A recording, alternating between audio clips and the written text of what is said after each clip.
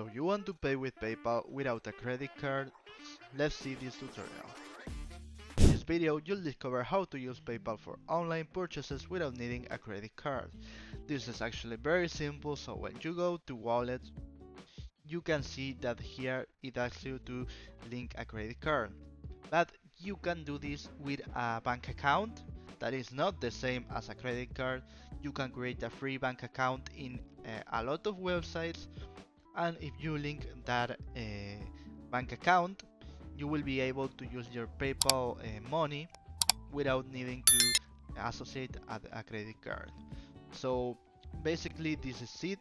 If you have any question, you can leave it on the comments. I can help you with whatever you want to be helped. So if this video was useful for you, please comment, share, like, subscribe, and press the bell in the subscription button. Goodbye and easy way.